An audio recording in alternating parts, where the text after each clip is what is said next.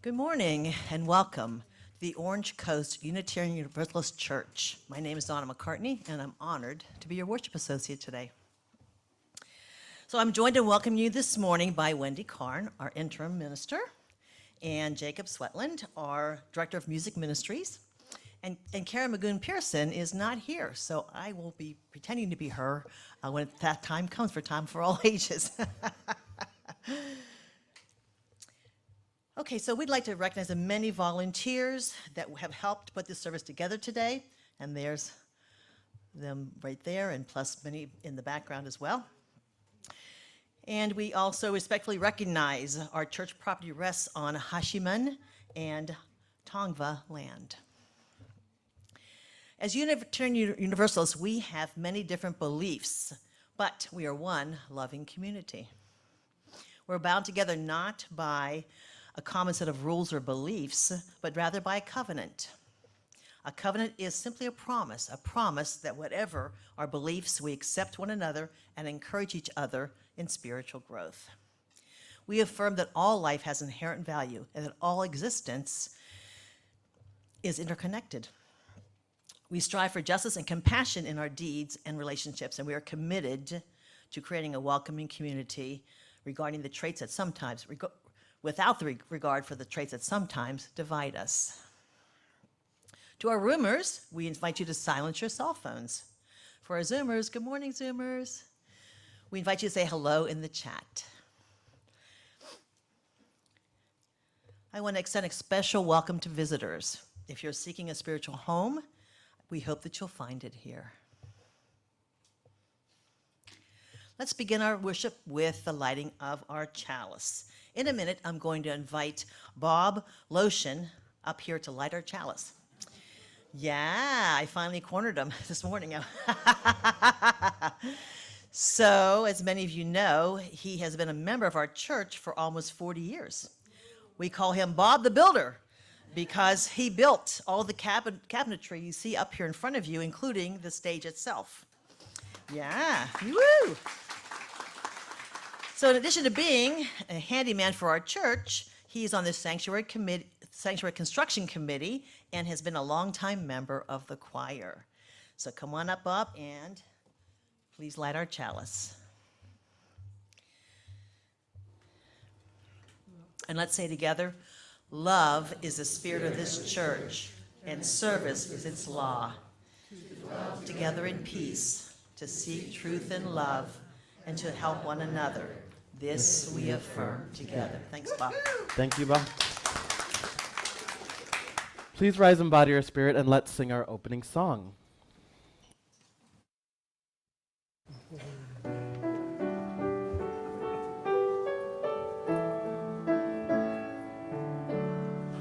Touch the earth, reach the sky, walk on shores while spirits fly, over the ocean, over the land, our faith a quest to understand. Touch the earth, reach the sky, children ask the reason why. In our lives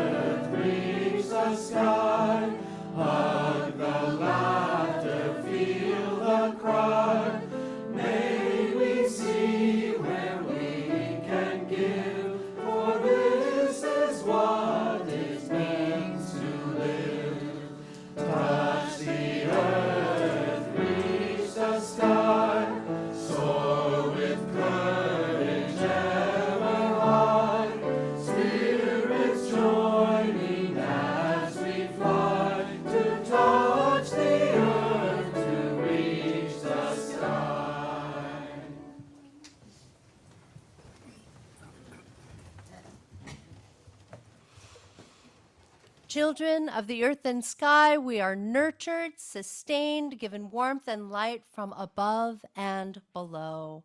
Supported by our earth's strong, firm crust, we build our homes, till the fields, plant our gardens and orchards.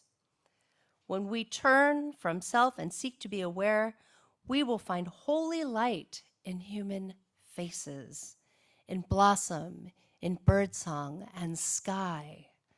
Then earth is truly our home, and we are one with all of earth's creatures, parents of earth's children yet to be.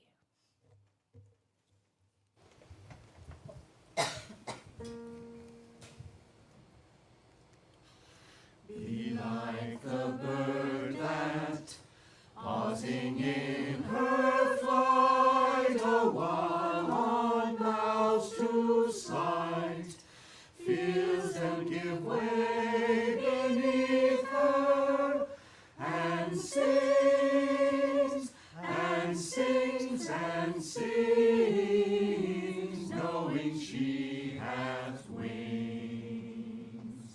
Be like the bird that, pausing in her flight, be like the bird that, pausing in her flight, and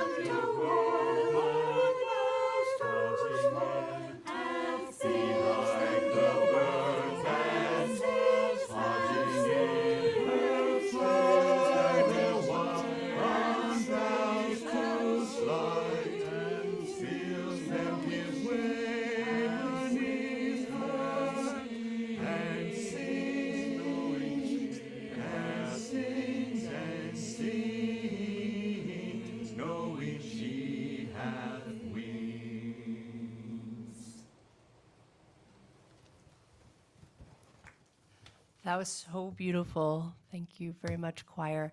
I would like to invite Donna McCartney up to read our story for Time for All Ages.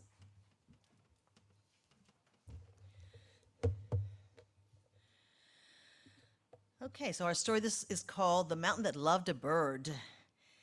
And here it is. There was once a mountain made of bare stone. It stood alone in the middle of a desert plain. No plant grew on its hard slopes, nor could any animal, bird, or insect live there. The sun warmed the mountain, and the wind chilled it, but the only touch the mountain knew was the feel of rain or snow. There was nothing more to feel. But then one day, a small bird appeared. She flew in a circle above the mountain, then landed on a ledge to rest and preen her feathers. The mountain felt the dry grasp of her tiny claws. It felt the softness of her feathered body as she sheltered herself against its side. The mountain was amazed, for nothing like this had ever come to it from the sky before. "Who are you?" the mountain asked. "What is your name?" "I am a bird," replied the other. "My name is Joy, and I come from distant lands where everything is green. Every spring I fly high into the air looking for the best place to build my nest and raise my children. As soon as I have rested, I must continue my search." "I've never seen anything like you before," said the mountain. "Must you go on? Couldn't you just stay here?" Joy shook her head. "Birds are living things," she said. "We must have food and water. Nothing grows here for me to eat. There are no streams from which I can drink." "If you cannot stay here, will you come back again someday?" asked the mountain. So Joy thought for a while.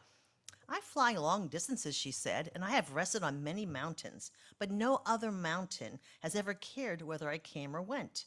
And I should like to return to you, but I could only do so in the spring before I build my nest. And because you're so far from food and water, I could only stay for a few hours." "I've never seen anything like you before," repeated the mountain, "and even if it were only for a few hours, it would make me happy to see you again." "There's one more thing you should know," said Joy. "Mountains last forever, but birds do not. Even if I were to visit you every spring of my life, there may be only a few visits. Birds do not live very many years." "It will be sad when your visits stop," said the mountain, but I would be even sadder if you fly away now and never return. Joy said, because no mountain has ever cared for me, whether I came or I went, I will make you a promise. Because every spring of my life, I will return to greet you and to fly above you. And since my life will not last forever, I will give to one of my daughters my own name, Joy, and tell her how to find you. And she will name her daughter Joy also and tell her how to find you. Each Joy will have a daughter Joy, and so that no matter how many years pass, you will always have a friend to greet you and fly above you.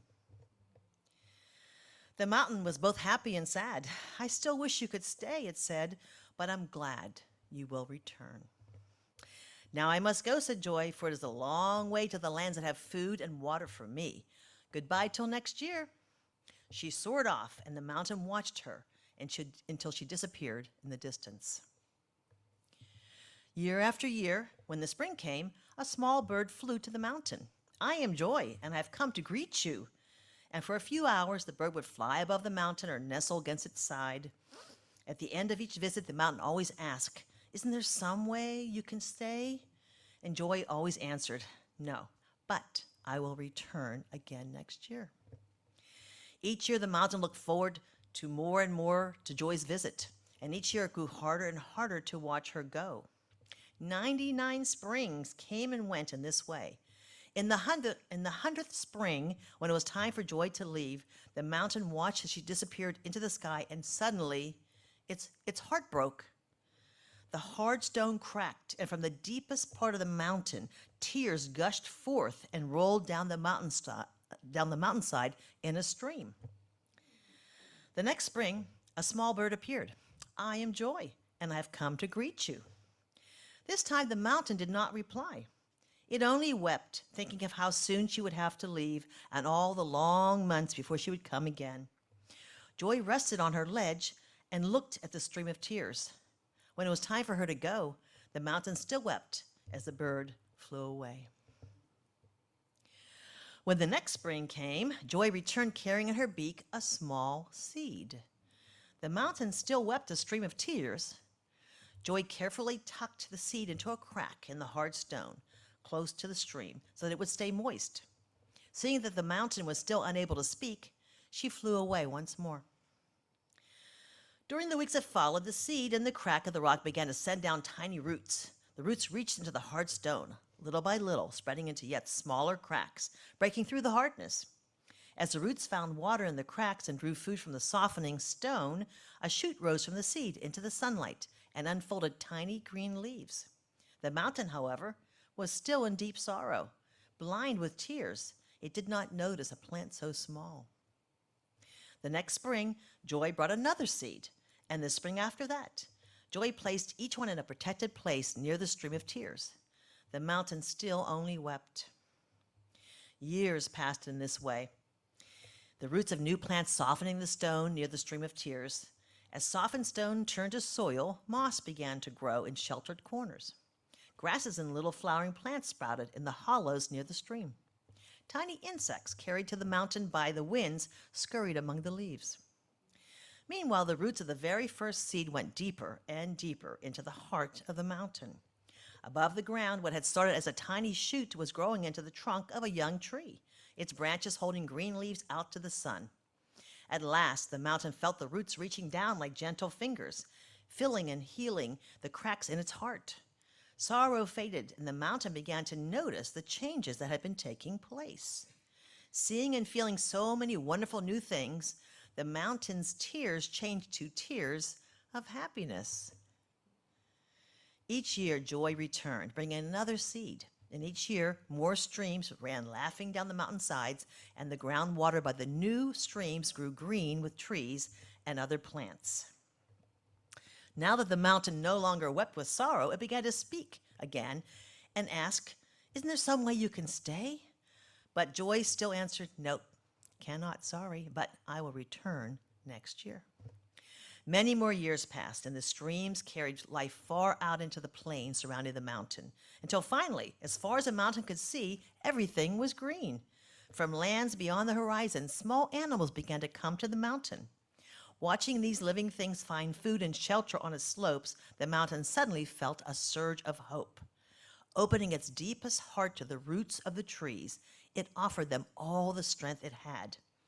The trees stretched their branches yet higher toward the sky, and hope ran like a song from the heart of the mountain into every tree leaf. And sure enough, when the next spring came, Joy flew to the mountain carrying not a seed, but this time a slender twig. Straight to the tallest tree on the mountain she flew, to the tree that had grown from the very first seed. She placed the twig on the branch in which she would build her nest. I am Joy, she said, and I have come to stay.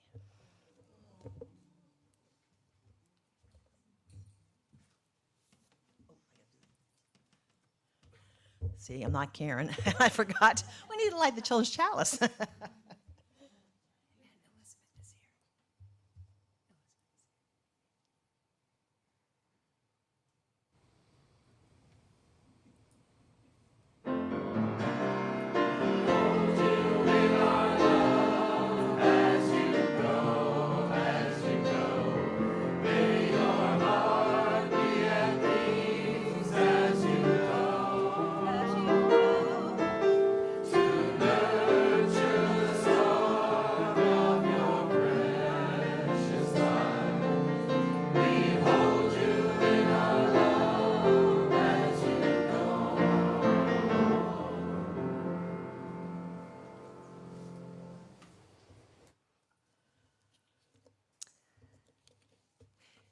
It was no surprise to me. Each early winter sunset, I rode my bike home from work and found myself beneath a river of feathers and squawks upon reaching the community center. Thousands of crows would fly in a stream into the heart of the city. I heard rumors that they roosted together in Buffalo's largest cemetery. Each evening, I'd bike home from work, get the car, pick up my children, and most of the time, when I arrived back at the community center, the crows were gone. Lengthening daylight and the transition towards spring made this day different, though. My daughter was staying late for a program, so it was just my 7-year-old with me, and it was only 3 steps out the door before he stopped and said, "Mama, look!" The sky was full of crows. The crows kept flying while we walked to the car, and my son marveled at how many were there. "We have to follow them," he declared. As the tail end of the flock passed us, I looked at the clock. We had nowhere to be for an hour, so why not? It turns out, as the crow flies is faster than navigating city streets. As crows are restricted by neither infrastructure nor speed limit, my son kept his eyes on those birds while I meandered the east side of Buffalo under the purple-orange sky. I was expecting to end up at the cemetery. At some point where I was sure we had lost them, we found ourselves in a neighborhood in transition, a former factory replaced by an apartment complex and a field. New buildings next to the old dwellings, tall old trees, and everything there was covered in crows. Pulled over onto a side street, we used the car as a bird blind, watching the backdrop of the town and the twilight. We were both in awe. And I know that crows gather in large numbers to get safety from predators. I wasn't expecting to be in such an urban part of the city. We often think of the city as being a place of people, but it's more than that. We never leave nature. Crows found ways to adapt to our concrete forest, but we have not found all the right ways to make sure that we're in balance with the rest of creation.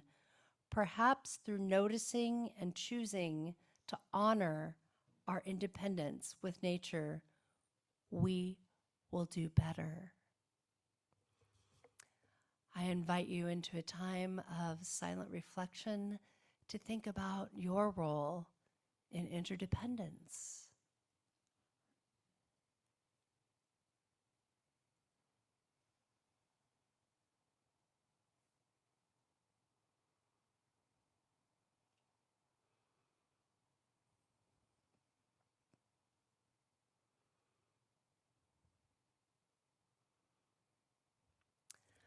I invite you to come back now and join us in singing.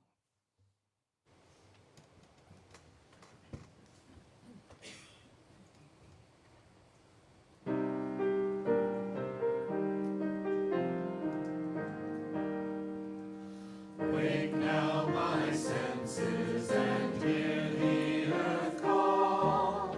Feel the deep power of being in all. Keep with the web of creation your ground. Giving, receiving, as love shows us how. Wake now, compassion. To the cry, voices of suffering fill the wide sky. Take as your neighbor, both stranger and friend, praying and striving their hardship to end. Wake now, my vision of ministry clear. Brighten my pathway with radiance here. Mingle my calling with all who will share. Work toward a planet transformed by our care.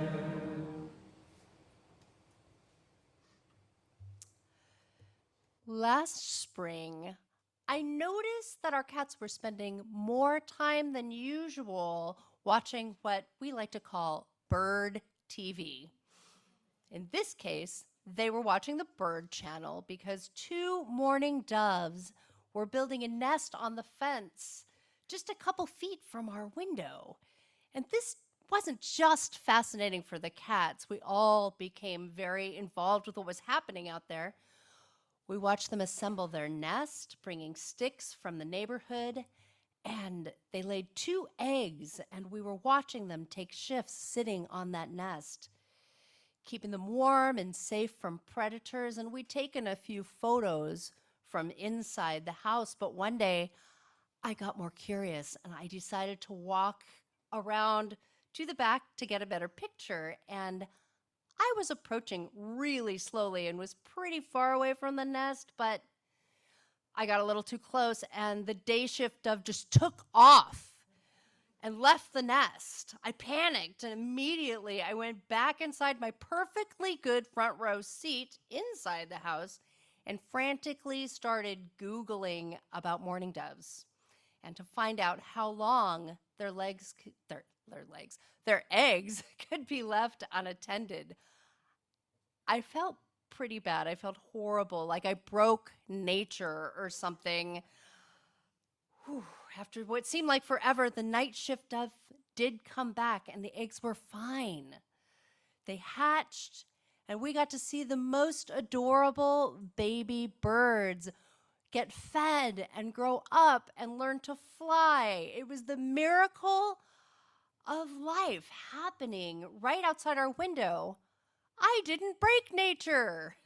Yay! And I'm happy to say that mourning doves have returned this year, and they're close by, and we hear them every day.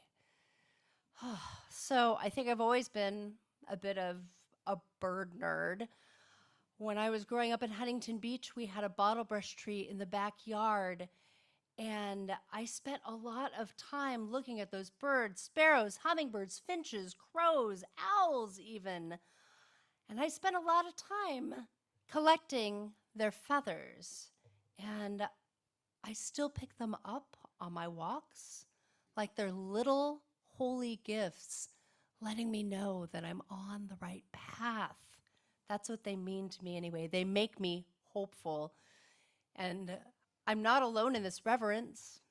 Birds have been around longer than humans, and it's clear that we have been captivated by them the entire time. Feathers have been part of ceremonial clothing throughout human history, and even today, they still show up in contemporary fashion.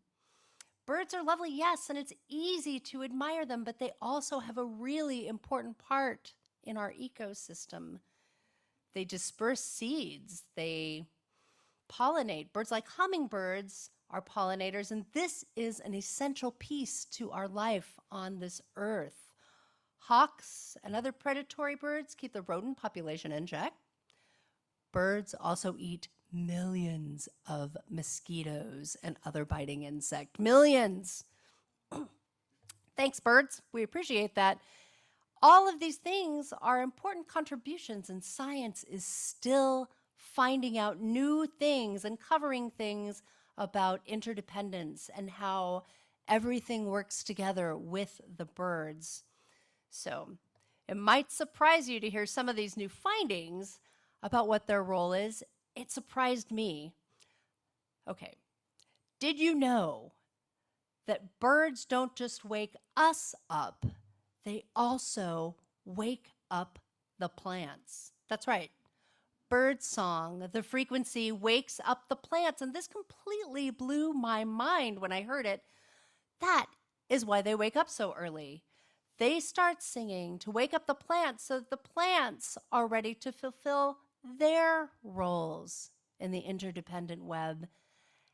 And that's not all. In a completely different study, scientists are discovering that birdsong also does work under the plants, in the soil, below ground. Below ground, new research has been discovered that birds' frequencies are beneficial to the bacteria in the soil, and that bacteria nurtures some of the roots of plants, and it makes them easier, or it makes it easier for the plants to get the nutrition that they need. And in farming, this symbiotic connection can result in higher crop yields. So I know that's a lot of science for a Sunday morning, but I thought we should all know that birds, soil, bacteria, and plants are in constant conversation with each other. And this is amazing news that can really change how we understand our worlds. But I have some bad news, unfortunately. Birds are in trouble all over the planet. Brooke Bateman is the climate science head for the National Audubon Society, and they put out a report recently that stated we have lost 30% of our birds in North America just since 1970. Yeah. And most of the reasons for this drastic decline in the bird population appear to be from human causes, changes that we've made in the landscape, things such as the loss of forests and the conversion of grasslands to agricultural use. North American birds have far less habitat than they used to, and folks, that is a problem. That loss of habitat combined with climate change is making it trickier for birds to find places that have the ideal conditions for them to survive.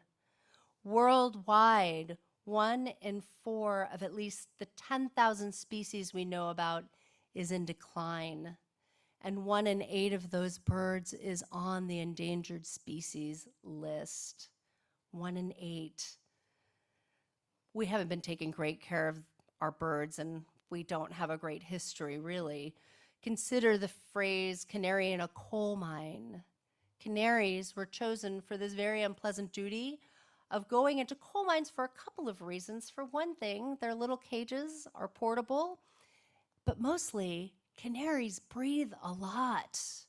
All birds breathe a lot. It helps them to fly. They need a great deal of oxygen, and therefore their systems are more sensitive to the environment than ours are.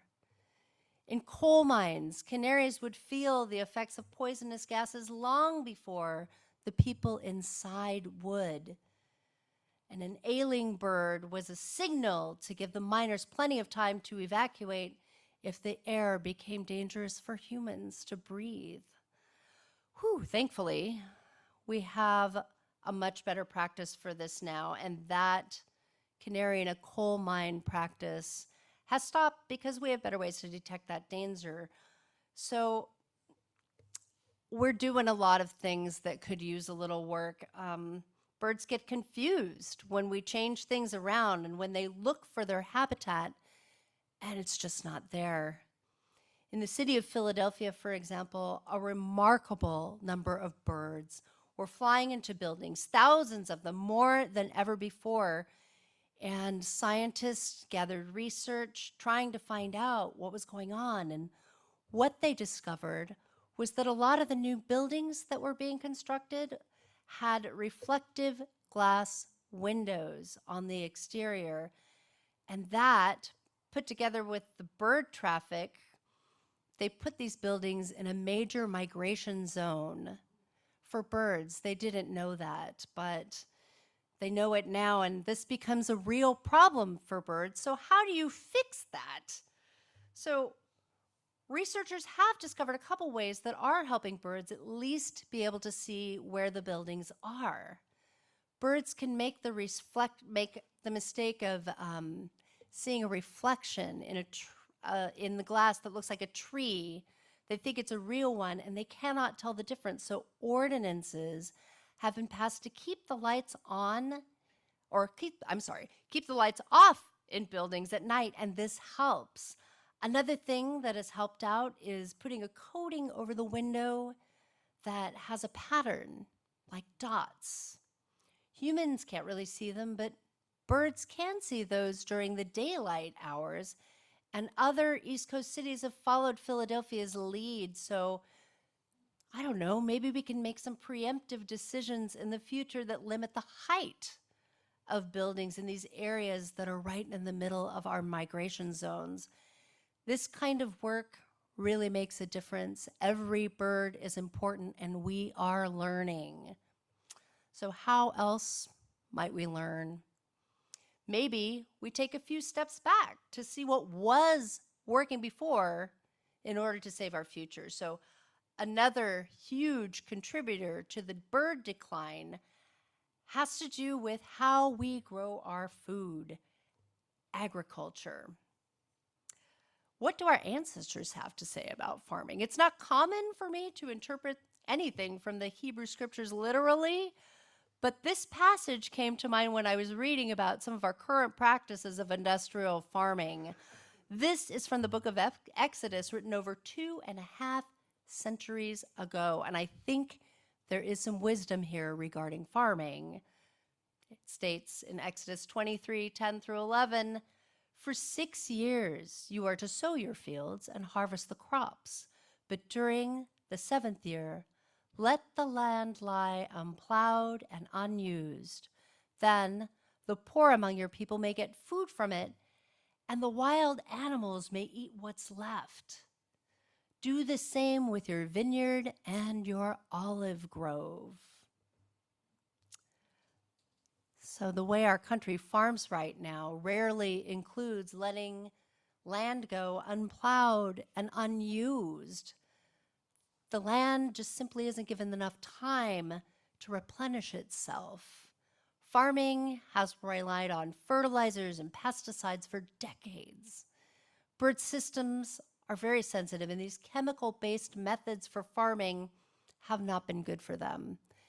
And they're not good for us either. As Unitarian Universalists, we covenant to affirm and promote respect for the interdependent web of existence of which we are a part. How can we do better? Well, here's something to start with. If you see a nest, here's what you do. Nothing. You do absolutely nothing. Just leave it alone. If you have a yard, consider planting trees and flowering plants or shrubs that attract pollinators. Birds, bees, all of them. This serves all of the living things in your neighborhood. If you have access to a farmer's market, maybe consider shopping there. Many small farms are going back to traditional farming methods and the ancient ways of doing sustainable work with their food supply. So, cats are lovely. I'm a big fan, but they are natural predators of birds, and an astonishing number of birds are killed by outdoor cats every year. So if you have cats, might I recommend that you keep your feline companions inside, please? I invite you to stay informed also about who is running for office, which candidates are committed to supporting a healthier planet. Your voice is reflected in your vote. Your vote is your voice.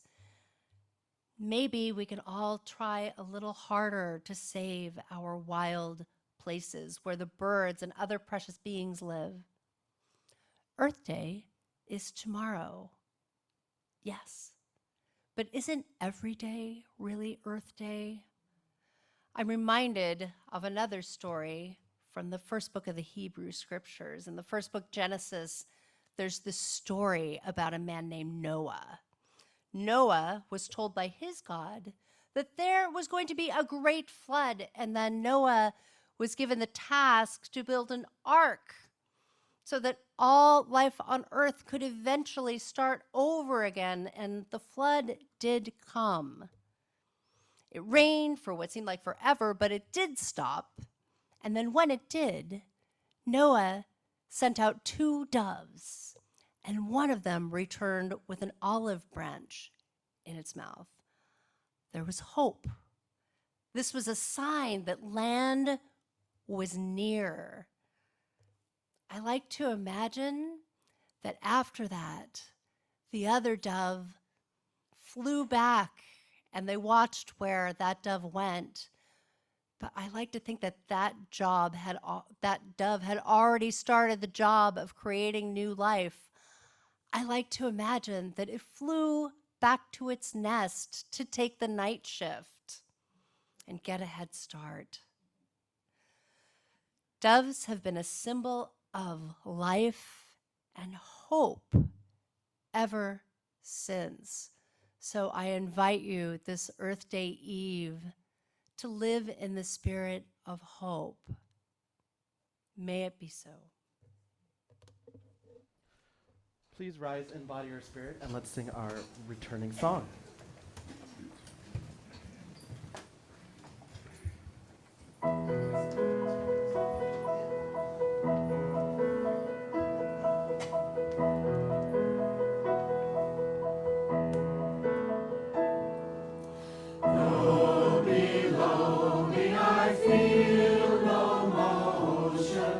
Standing on these mountains and plains, far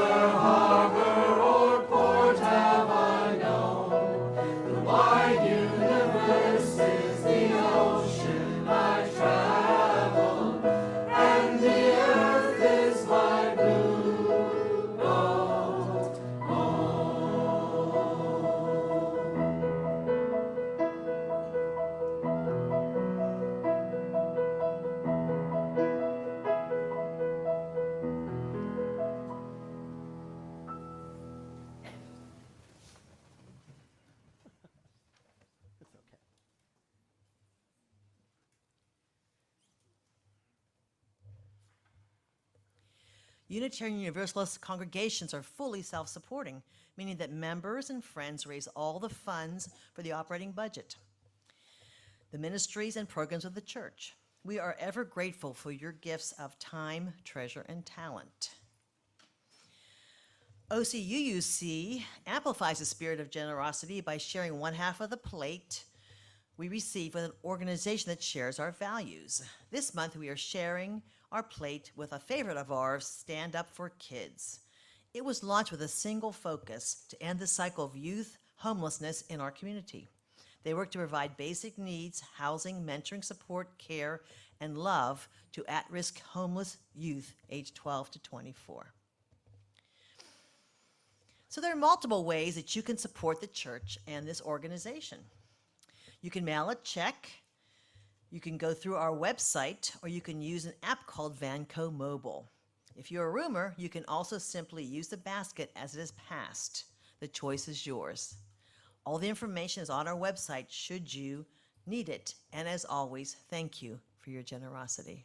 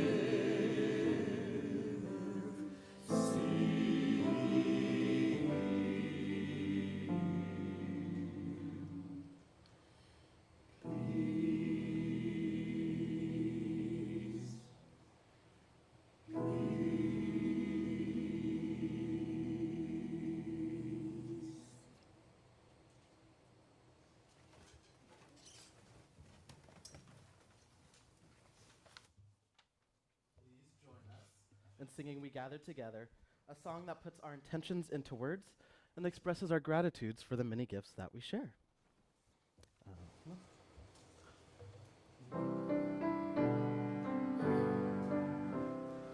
Gather together, we gather as one, for peace, love, and justice for everyone. We give from our hearts to show that we care. We can change lives with what we share.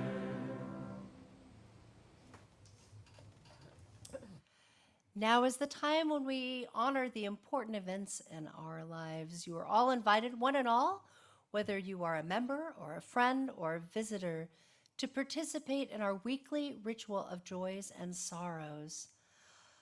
So let's take a deep breath together. Perhaps you come here today holding something close to your heart, moments from the last days or hours that have struck you to your core. If you would like to honor such a profound joy or sorrow, you are invited to do so. If you are a roomer, you are invited to come forward and light your candle. And if you would like to share your joy or sorrow, you can write it out on a slip of paper provided and hand it to me. If you're a Zoomer, I invite you to write your joy or sorrow into the chat. And once the roomers are done lighting candles, I will read all the joys and sorrows out loud and light candles for the Zoomers.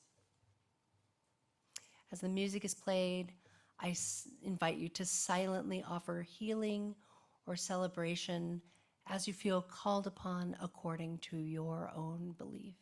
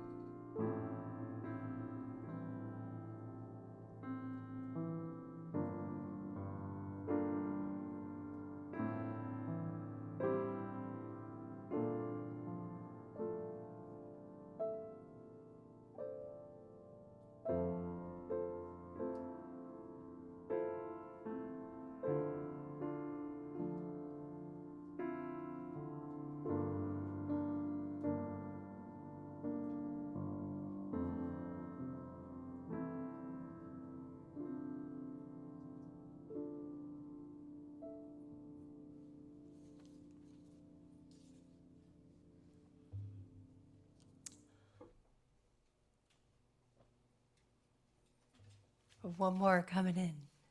Thank you.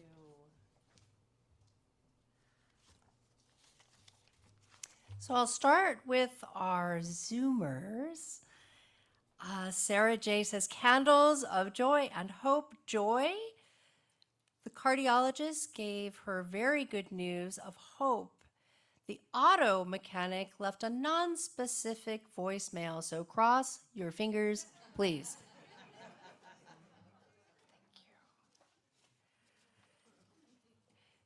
Peggy P.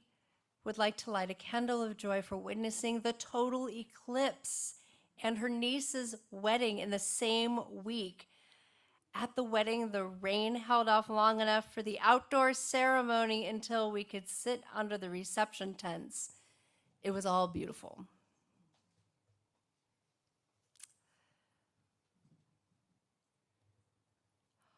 Our Kokol wants to express two joys for two auction events yesterday. Big thanks to the Kilcher and Ibanez families, a double header. And Zoomers, I will check this again after I read the rumors messages. So if anybody else wants to add something, it's there for you. Jolynn, I wants to express a joy. New York City was fabulous, as was last night's jamming with Phil and his friend Tom and Joel and Chance and Amy and Randy, our auction item winners. Woo! And our auction item winners, Beatles and chili were had. Reverend Sean and Phyllis D. light a candle of joy for Reverend Rika Koffel, former intern of this congregation, who will graduate in May as part of the first class of the new Spiritual Directors program from the Meadville Lombard Seminary, the UU Seminary in Chicago. Yeah. And from Mifanwe, she says, I was awarded the Lifetime Achievement Award for my commitment to building a stronger nation through volunteer service at the rescue mission. From my first day as a volunteer, I clocked in 7,000 hours.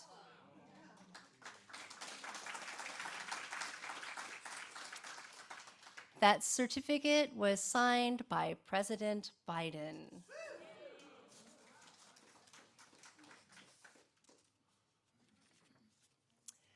Francie C. says the flowers this AM are for one of her daughters, Sabrina. And Sabrina's 53rd birthday was on 4/14. She lives in Michigan, and also thankful for her minor eye surgery last week turned out very well. Gina M. says her son Miles has been practicing for months for a show with his dance company. They performed on Friday and they were amazing. So proud to see all his hard work has paid off.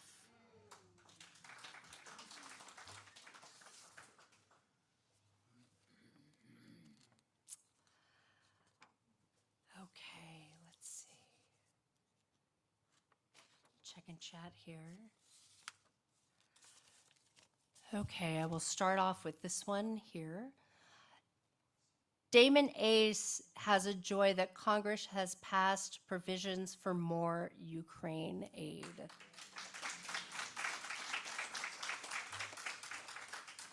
And at this time, I would like to light a candle of hope. Tatiana H. sent me a message and she wanted to announce that tomorrow marks the 2-year anniversary of OCUUC's Ukrainian Shelter Project. 2 years. Over the past 2 years, between Unit 7 next door and some very welcoming homes of our congregation, 117 Ukrainian refugees, along with 4 dogs and 7 cats, have been housed with us. Our congregation specifically was responsible for bringing in 75 of these Ukrainian refugees into the United States by way of the United for Ukraine sponsorship program. And this is completed with a vigorous and complicated online application, and they were single-handedly responsible for bringing these people into the United States. So thank you, thank you, thank you for all the amazing meals and household goods that you have donated, all the language lessons, and most of all of the love you have shared with this community. Here's a picture of the very first family on the very first day here. And this, they've resettled in South Carolina, and this is that same family 2 years later, resettled and here because of you. So at this time, I would like to light a candle of hope for Ukrainians all around the world who have been affected by this war.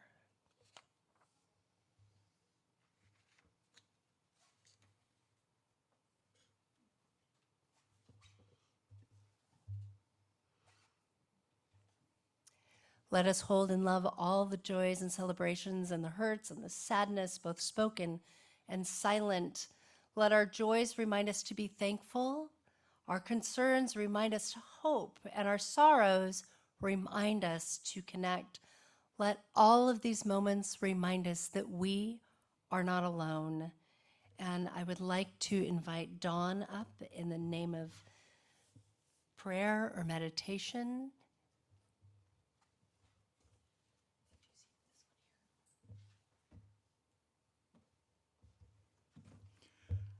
When given that choice, I always choose meditation. But it says prayer for the day.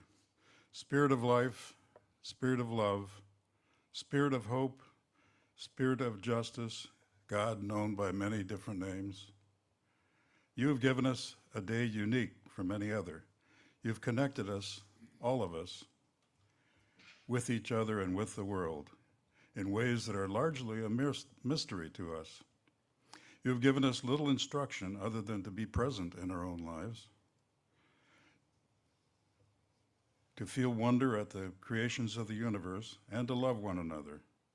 You have put gifts and challenges in our path, joys and sorrows, strengths and frailties, some of which we may have already encountered, and others we have yet to discover. On this unique day, we receive exactly may we receive exactly what it is we need. Amen.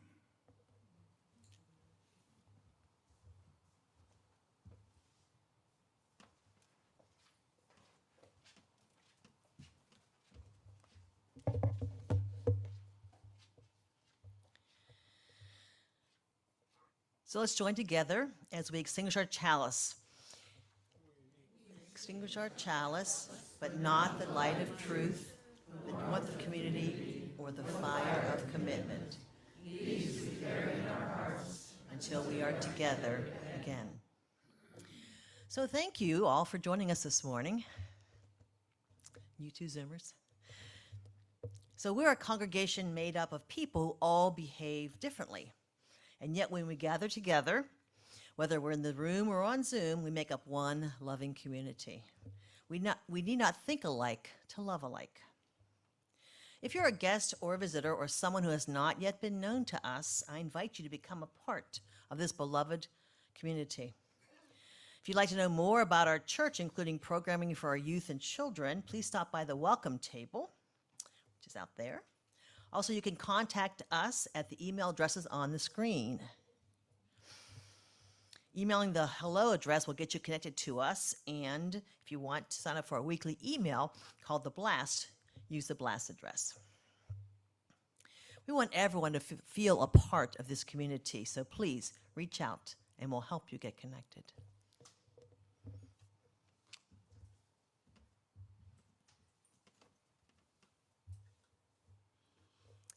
So we have a few announcements today, everybody. We have a Passover Seder at OCUUC on Saturday at 5 o'clock, so you can look in the blast for details. There's also a call for delegates.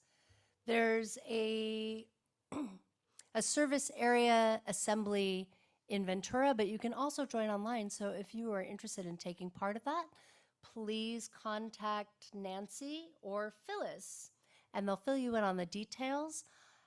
We have our weekly and monthly offerings, and just one thing that I'll highlight is the world religion class that Reverend Sean is conducting. They're really interesting if you're interested in learning about other faiths, and that is on Tuesday at 7 p.m. What's that? On Zoom. It is on Zoom. You don't have to go anywhere. You can join our roomers because we'll all be roomers together for that event. I'm sorry. We will all be Zoomers for that event. Oh boy, it's time for me to hang it up here. So I will leave you with these words today for our benediction. Earth Day is tomorrow again, and I invite you to go take a walk and just take a minute to connect with your role in the interdependent web of life. This service is over, but I encourage you to keep being of service out in the world. Have a wonderful day, and let us go out.